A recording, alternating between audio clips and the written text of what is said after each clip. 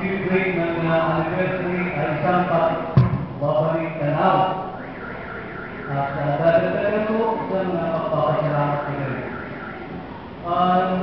Nakita ko, marami nang bago talaga dito sa Peace House. 15 years ago, you can just imagine yung Peace House. And for the information doon sa mga bago, yung ating kaparokya bilang isang ecclesiastical community, ay talagang natugat sa maliit na grupo. Tayo ay nagsimula magkaroon ng misa sa isang bakanting unit. Noon po ay pinanungunahan ni Brother Sante, Brother Pet. At tamang-tama at the time, talilipat namin dito. Kaya actually this is also our 15th year. My family here in this house. Kunti pa na talaga sila dito. Hanggat dahil sa magkaroon tayo ng sa parokya, dahil pag wala ang Diyos sa ating komunidad, wala tayo. So yun na naging buod ng pagsusumikat ng bawat isa sa amin na magkaroon tayo ng isang komunidad. At tayo ay patuloy at ang ating lugar na pinagkasisimbahan ay yung ating clubhouse. Mahirap po ang mag-set up mo. Buti na lang si Brother Hilly. Siya ang ating presidente noon. Talagang umaga pa si-set up. At the time, yung ating nasa parokya, hindi pa nasa parokya, ay tayo ay na-under ng Orthodox. Okay. Yung Santo Niño ay isang nasa parokya ninyo ng Orthodox. Ito ay binibigyan ko lang sa balik na para at least matulungan natin ang magiging. Tapos, yun, dahil na ang pari doon ay talagang hinahanap natin. Palagi tayo pupunta sa Veritas para magkaroon tayo ng pari. Yung ganun sa sigasi na magkaroon tayo ng misa, linggo-linggo.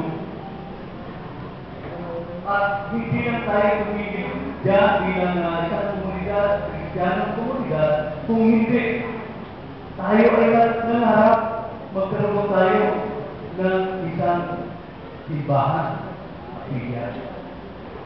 At ito na po yun. Ito po ay sama-sama bigo ng pagmamahal ng bawat isa na nakatira dito sa ating komunidad. So, kaya napunod na dito. Nagpapasalamat ko kay Father na at least napansin niya yung ating vision at mission. Yun po ay talagang habang natin i-construct ito ay simply lumaliwanag kung saan tayo papunta. Yan ay ginamit natin ng sama natin, sila Brother Fred, sila Sister Sacre, at si Brother Batoy na wala na ngayon na doon na Jack.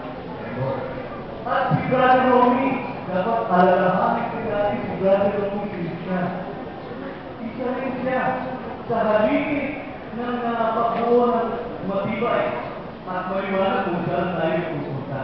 Kaya nga siguro mapinturahan yan na ating mission at mission. So, ako ay natutuwa at hindi naman iniwiswan ng ating may bahay kung ano ang nangyayari dito. At yun ay sinalasan ng palagi ito na ating pamilya ay laging sinalasan para sa mga gawain na pangkot. At iba, mayroon na palagi tayong mga LSS, bawat Saturday, di ba? At kanino meron pa rin Bible study, kaya na mawala na yung sigado natin. So, at least, yung LSS is another medium para mas mapalabog yung ating pananampalataya at faith sa ating Diyos. Ngayon, nakita ko na mayroong paanyaya na yung pupot. Dapat buksan natin yung ating mga sarili. Magkilahok, napakaganda po. Ako po ay isang miyembro ng pupot din. Kasama na aking may bahay. At karamihan dito ay samahan ko. Kaya nga sabi ko, yun, kasi hindi na din ako makauwi. Hindi ko hindi ko rin si Lord yung aking studio na ating kasama sa inyo. At ako ay talaga na makasama kayo. So yun po yung ating brief history.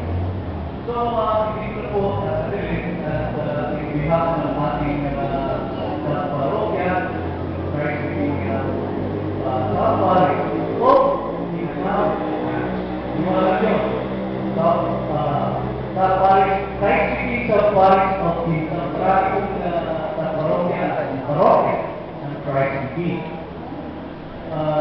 Kami ay malubos na nagpapasalamat sa lahat sa inyo na nag-iisa sa ating celebration ng 15th anniversary ng sa parokya ng Christ City. At ating din pasalamatan si Father Tony Amon na nag-preside ng ating celebration. At sa lahat ng tumulong upang ma-realize natin itong ating pag-celebrate. Sana po, lagi natin tatandaan yung paalala sa ating Father, yung vision at vision. Dapat, kasi ang sabi namin nilabrat ng Father, talaga yung ating ultimate vision. Patay o matay, dapat